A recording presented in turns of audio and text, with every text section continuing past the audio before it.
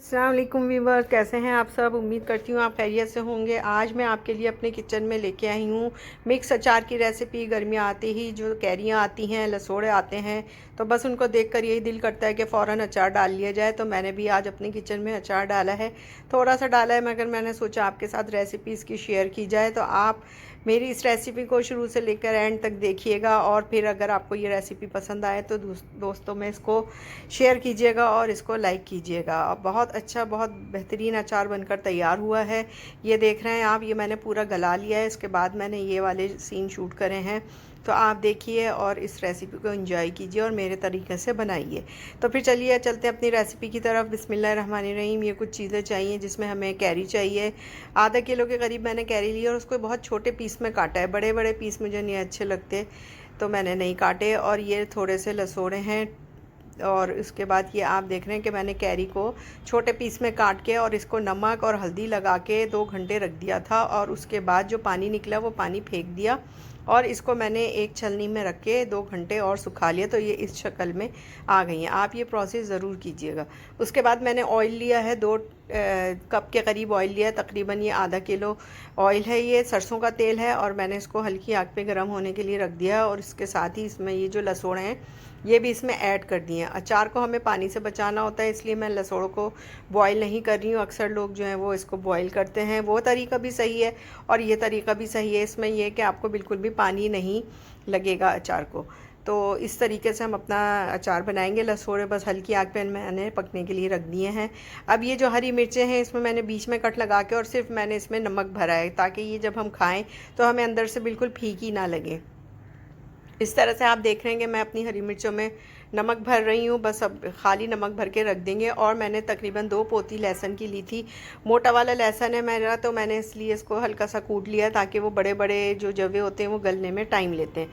हल्का सा कूट लिया, क्रश कर लिया है बस। और फिर इस तरह से हमारी हरी मिर्च और लहसुन तैयार है। अब इसके मसाले देखते हैं। मसाले बहुत आसान हैं। इसमें मैंने लिया है धनिया और सौंफ ली है 4 टेबल स्पून, धनिया लिया है साबुत धनिया 3 टेबल स्पून, ज़ीरा लिया है 2 टेबल स्पून, और मस्टर्ड सीड लिया है वो भी 2 टेबल स्पून। अब ये आप देख रहे हैं हमारे लसोड़े हल्के से पक रहे हैं। बस अब हम अपना चूल्हा बंद कर देंगे और उसके बस पक चुका है ये। बस अब इसको हम इसी ऑयल में पड़ा रहने देंगे। ये जो हमने मसाला भी मैंने आपको बताया था, ये हमने हल्का सा ग्राइंड कर लिया है। और ग्राइंड करने के बाद इसको अब हमने रखा है।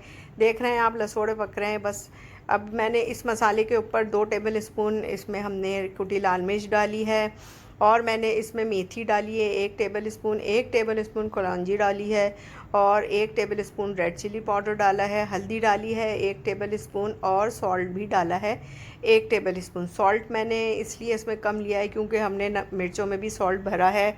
और जो मैंने आम लिए थे, कैरी ली थी, उसको भी मैंने नमक लगा के उसको मैंने थोड़ी देर सोक करा था। तो फिर बाद में चेक कर लेंगे, अगर हमें नमक और ऐड करना होगा तो और ऐड कर देंगे। ये आप देख रहे हैं कि इस तरह से हमने ये कैरी के पीसेस जो है ये ड्राई कर लिए हैं। ये मैंने इसमें अपने बोल में शिफ्ट करे हैं। और अब हम इसमें ये लहसुन है और हरी मिर्चें, ये भी हम इसमें ऐड कर देंगे। और इसके साथ ही हम जो हमने लसोड़े फ्राई करे हैं वो भी हम इसमें ऐड करेंगे, मगर अभी इस स्टेज पे नहीं ऐड करेंगे। अभी हमने ये तीनों वेजिटेबल्स ऐड करी हैं इसमें।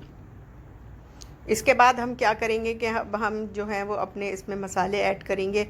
मसाले ऐड करने से अच्छी तरह से मिक्स करना होगा आपको, और इसको हर जगह मसाले को इसमें इनकॉर्पोरेट करना होगा। आप देख रहे हैं मसाले मैं इसमें डाल रही हूँ। मसाले डालने के बाद आप इसको अच्छी तरह से मिक्स कीजिए। अच्छी तरह से मिक्स करना बहुत ज़रूरी है।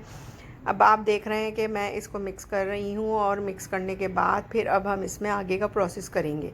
तो इस मौके पे अगर आपको मेरी रेसिपी अच्छी लगे तो इसको प्लीज़ लाइक कीजिएगा और मेरे चैनल को सब्सक्राइब भी कीजिएगा। तो फिर आप देख रहे हैं कि इस तरह से हमने ये सब मिक्स कर दिया है। और अब ये जो लसोड़े और ये जो ऑयल था, ये अब हम इसमें ऐड कर देंगे। इस तरह से हमारी सारी चीज़ें इसमें शिफ्ट हो गई, मगर अभी भी एक चीज़ रहती है, वो मैं भी आपको आगे चल के बताती हूँ। इस तरह से अच्छी तरह से मिक्स कर लेंगे। और आप देख रहे हैं कि इसमें ये जो अभी ऑयल है ये अभी हमें नीचे बैठा हुआ दिखेगा, मगर ये जब हम 1-2 दिन इसको धूप दिखाएंगे तो फिर ये ऑयल ऊपर आ जाएगा। और अगर इसके बावजूद भी आपको ऑयल कम लगे, ऑयल जो है वो अचार के ऊपर आना चाहिए ज़रूर। इसी तरह से हमारा अचार जो है वो ख़राब होने से बचता है।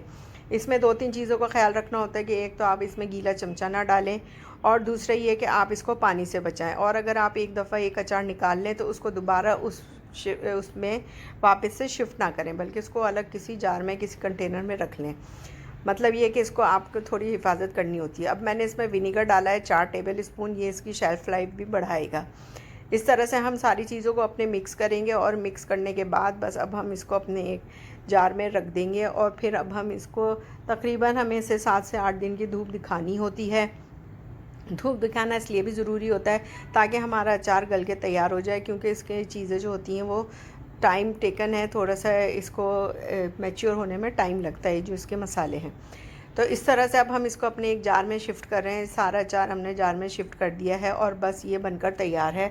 अब मैं इसको कल से इंशाल्लाह सुबह 10 बजे से लेके शाम को 4 बजे तक मैं इसको धूप में रखूँगी। मुझे देखिए ऑयल मुझे इस जगह थोड़ा सा कम लग रहा था, तो मैंने इसमें सरसों का ऑयल डाला है। ये बग़ैर पका हुआ ऑयल डाला है, क्योंकि जब हम इसको धूप में रखेंगे तो ये ख़ुद ब खुद से ऑयल भी पक जाएगा इसी में। इस तरह से हमारे ये अचार बनकर रेडी है। बस अब हम इसको धूप में रखेंगे तो फिर इसकी मैं आपको फ़ाइनल शक्ल भी आगे चल के दिखाती हूँ। बस अचार तैयार करना आसान है, बस इसको आप थोड़े इसकी हिफाजत कीजिएगा, वरना फिर इसमें फूल भी लग सकती है।